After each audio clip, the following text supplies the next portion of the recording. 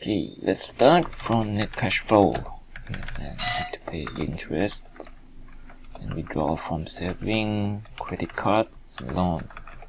And we pay loan, credit card, and saving this order. And then max balance of saving here, max balance of credit card is here, and this is unlimited, so just put partial. And new max balance of cumulative from previous one.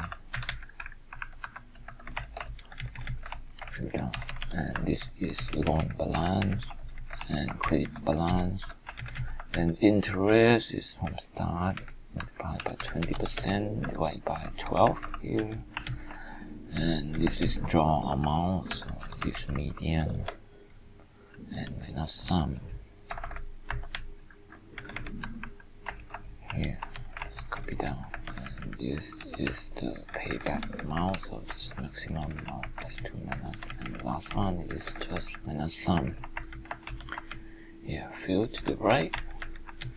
Then we have 10 questions. So change it here and change it back. 10 cell here. First one, net cash flow on the first month. Then balance on the first month, balance on the fourth.